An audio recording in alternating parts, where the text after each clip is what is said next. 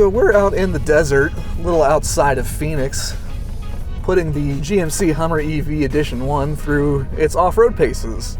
We've been cruising it around on gravel roads with some washboard sections and up and down some trails, and so far, as one might expect from a pickup truck with 35-inch off-road tires and air suspension that can lift it up by multiple inches, it does pretty well. Some of the things that are pretty impressive about it, it rides quite well. We're actually zipping along kind of around 20 miles an hour or so. Granted, larger bumps are going to knock you around a little bit, but for the most part, it's really quite comfortable and feels very stable and controllable. And on the topic of controllability, something that has been fantastic out here is the four-wheel steering. This is a big truck, and having the rear wheels steer you around corners makes this feel like a much smaller vehicle. It makes it really maneuverable. In fact, if it didn't have four-wheel steering, these roads would probably be a bit of a bear. We've been through some areas with trees and rocks right up close to the vehicle that would have been a pain with just a normal truck of this size. Of course, being as big as it is, it does have some drawbacks. We've been brushing up against stuff all day long because it's a really wide vehicle. It's right up there with the F-150 SVT Raptor. So something to keep in mind when you're driving your six-figure truck off-road is there's a good chance you're going to be getting some trail pin stripes. Besides being comfortable, the Hummer feels like it's got a really stiff chassis and body. We've been hearing a little bit of kind of creaking and rattling from the removable roof panels, which is to be expected. Anybody that's driven a Wrangler or a Bronco knows that that's going to be an issue, but it's not super noticeable, and the rest of it feels rock solid. Now, the Hummer has a number of driving modes. It has two of them that are dedicated for off-road use. There's one that is aptly named off-road, and that's used mainly for slightly higher speed off-road driving. So going down dirt roads and paths where you can carry speeds of like 20 plus miles per hour. In addition, there's a terrain mode that's more specific for trail driving, like very low speed, under 10 miles an hour type driving. These modes change a lot of aspects of the vehicle. They change the throttle response, the regenerative braking, the steering feel, even the responsiveness of the rear wheel steering. In terrain mode, it's particularly noticeable, especially when you have the vehicle in the low mode, which increases battery regen significantly. And in terrain mode, it also implements a lot of braking from the physical brakes to help keep the vehicle under control, to help keep it from rolling down too quickly in descents, and it allows you to basically drive one pedal over obstacles, which makes them really easy to cruise over, because you're not having to worry about modulating the brake in addition to your throttle and jumping from pedal to pedal, or having to do left foot braking. And with all the torque and the careful throttle tuning, you can be really, really precise. You can just inch it up and over rocks and things. In fact, in terrain mode, it utilizes some of the functions from the watts to freedom mode. It will condition the motors and battery to the correct temperature to help get a little extra torque boost so that you can climb up and over obstacles. In addition to things like the drive modes and all of the torque from the electric motors, of which the Edition 1 has 3. It has a single motor for the front and 2 in the rear. You can lock both front and rear axles. The front axle, since it is just one motor, uses a typical locking differential, whereas in the back, both motors will lock to the same speed. They don't physically connect, but they operate as kind of one unit to become a locked axle.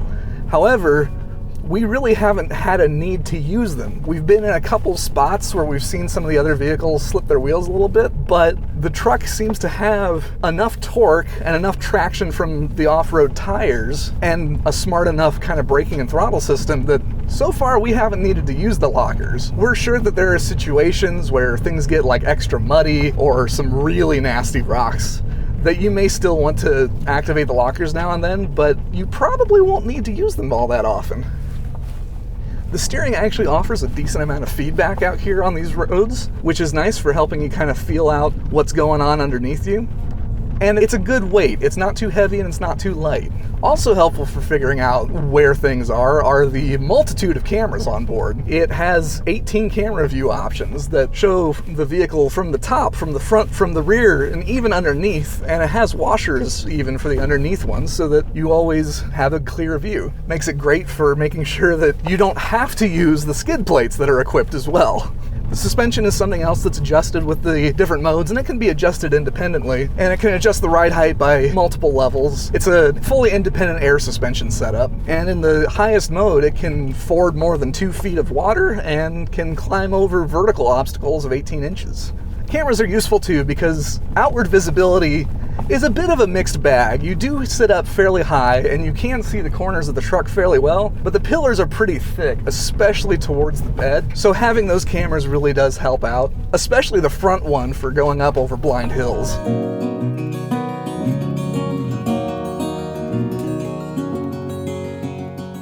The Hummer's interior is an interesting thing, and I don't mean that in a bad way, but for a 6-figure truck, it's not quite what you would expect. There aren't really fancy leathers and wood trim and real metal and things that you typically associate with a luxury SUV. It's really been designed for ruggedness and off-road ability and being something that holds up and can get dirty and be cleaned off pretty easily. There's kind of rubbery fabrics and stuff on the door panels and hard-wearing plastics all over the place. It's very clearly designed with off-roading in mind. And that's not necessarily a bad thing, especially if you are really going to be off-roading it, kind of like a Jeep or something. But it is an interesting decision for something that does cost over $100,000, because you might imagine that some people are going to cross-shop this with, say, a Mercedes G-Wagon and maybe expecting something a little bit more high-end. That being said, what it does with its plastics is really pretty good. It's got lots of nice, interesting textures on the fabrics and on the plastics. The bronze accents in this Edition 1 are particularly sharp, and it's got great kind of beveled textures on the switches and on the frame around the screen that all give it kind of a rugged look that also brings up the feel of what are otherwise fairly low-grade materials. It doesn't feel cheap, but it doesn't feel luxurious either. Now, what does feel really high-end is the infotainment and the instrument cluster. Both screens measure over a foot diagonally. They're extremely sharp and clear and have some gorgeous graphics. As GMC likes to brag, it is all running on the Unreal Engine, which powers a variety of video games with fancy graphics. And not only does it feature really cool graphics, it's super, super responsive. It feels as good as what you would find on like an Apple iPad. And the touchscreen features large icons that are easy to see and easy to touch. It even has shortcut ones that stay available on all screens that can be customized to whatever you're using most frequently, whether that's off-road modes or radio controls, things like that. And they're positioned on the driver's side of the screen so that you don't have to reach very far. The climate controls use physical switches, which is very handy, as do some of the driver aids and even features such as the front and rear lockers. And for those of you with an aversion to touchscreen controls, it does have a physical volume knob, which is much appreciated. Although a tuning knob would be nice too, but we'll take what we can get. The interior is also extremely spacious. I'm sitting a bit low in the vehicle, but even so, I've got at least half a foot of headroom. And I've got loads of elbow space too. The rear seat is really roomy as well. It would be really difficult to be uncomfortable in this vehicle. And speaking of comfort, the seats are great too. They've got deep, thick cushioning, they're wide, and they've got solid bolstering. So it's comfortable for long road trips and also helps keep you in place at least a little bit when you're off-roading. The removable panels are also interesting. It is really cool that you can lift them all off for an open air atmosphere, and the rear window slides down as well. There's also a T-bar up front that can be removed, although it requires a tool to unbolt it. So we imagine most people will just be unlatching the roof panels and stowing them and probably not bothering with the T-bar, since removing it doesn't really add that much to the experience. What's also convenient about the glass panels is that all four of them will stow in the front trunk. They each have their own individual tray that they fall into, and they all stack up conveniently. What's interesting about it, though, is that all of the panels are glass, and they don't have any kind of shades. They are tinted to help keep light from being too much of a bother, but we wouldn't mind having something to block the sun a little bit more in certain situations. We've had a couple of moments where the sun has basically been shining right in our eyes through the roof, since the windshield is so far forward. So on the whole, the Hummer interior is a very comfortable, very practical, and very usable place to be. It just doesn't quite have the level of fanciness that you might expect from a six-figure truck.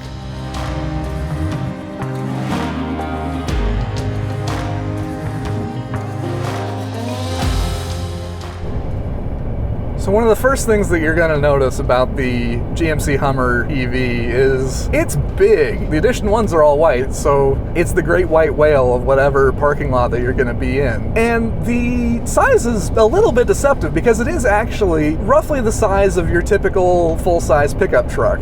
The difference is that it's maybe a little bit shorter, and it's also quite a bit wider. Just like the F-150 Raptor, it's wide enough that it requires clearance lights on the top and on the sides to indicate that it is a particularly wide road vehicle. But once you get past the overall size of the Hummer, it's got a lot of really cool design cues. Up front, the full width light bar is really neat, and it's got the name emblazoned all the way across it. What look like kind of the main lights feature really nifty sequential turn signals, and they also double as charging indicators when the truck is plugged in. The whole body looks beveled. It's got just really nice crisp angles and creases all across it with just gentle curves that give it a feeling of strength and rigidity.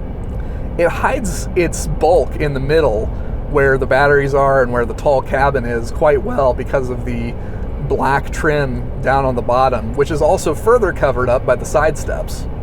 It looks very off-road ready. It's got short overhangs that are handy off-road and also help give it a butch stance. It's a really neat looking truck with a lot of great details. The Hummer EV is clearly designed primarily for off-road purposes, but the fact of the matter is that like any other off-road oriented truck, it's going to spend most of its life on pavement, whether it's commuting to work or even just driving to an off-road park somewhere. And as a result, it's important that it still be a reasonable vehicle to drive on road. The reality is, it's kind of a mixed bag on pavement. It certainly has good aspects. One of them, of course, is the 1,000 horsepower and 1,200 pound-feet of torque. It is hilarious to mash the throttle in this truck. Not only does it pin you to the seat, it accelerates with a lot of drama. Even numbers-wise, it's fast. It gets to 60 in 3 seconds. That being said, when you keep your foot in it, you do start to notice the fact that this is a really heavy truck.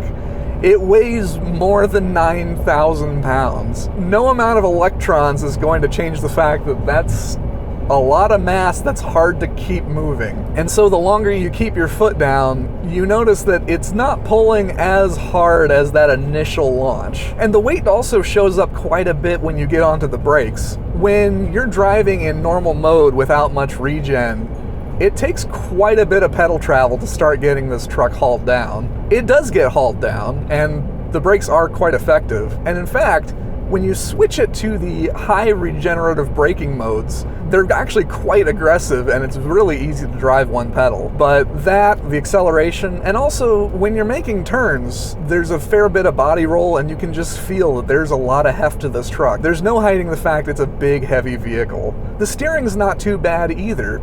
It's weighted really nicely, it's light at low speeds, and it picks up heft as you continue along. And it's actually got a decent bit of feedback. It's a little bit vague on center, so you'll find yourself correcting just a little bit when you're cruising along on the highway. But overall, the steering's not too bad. Speaking of cruising, the Hummer EV is equipped with the latest version of Super Cruise, which, in addition to allowing hands-free cruise control on the highway, it now features the ability to execute lane changes.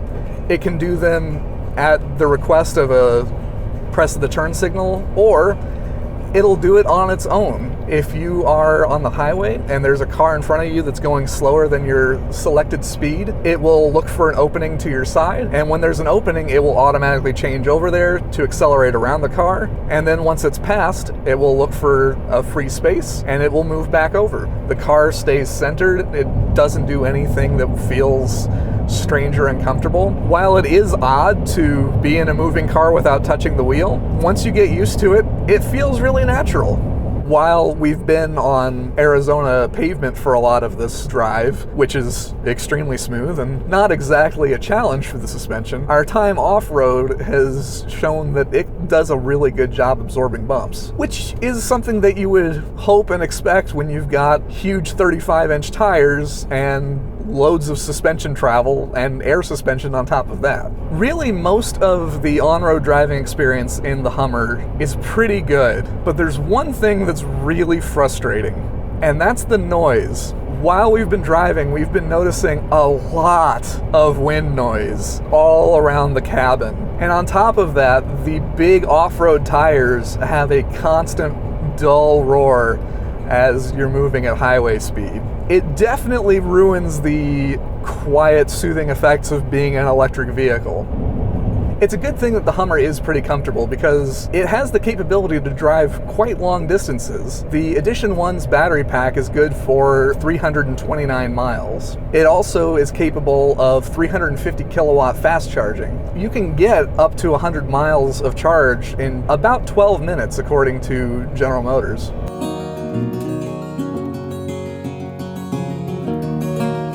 So, is the Hummer EV a super truck like GMC claims? Absolutely. It does so much, and it does it all with such exuberance that it is absolutely a super truck. It goes super fast. It can go off-road with great aplomb. It has tons of space. It can tow. It's got a really long range. It does it all. Now, is it something that you want to spend six figures on? That's a slightly tougher question. The technology and the capability that you're getting, I think, can justify that price tag. But there are some genuine compromises to get that kind of capability. It's a very heavy vehicle. It drives very much like a truck. The interior doesn't have the nicest materials, and it's noisy. That six-figure price tag can get you something really genuinely luxurious and cosseting and comfortable. So it really comes down to what you're looking for. If you're looking for just another luxury vehicle, even an electric one, you may want to skip the Hummer. But if you're looking for the biggest, the baddest, the fastest, the most off-road capable, outrageous pickup truck you can find, you can't do much better than the Hummer. It is a super truck with all of the benefits and the compromises that entails.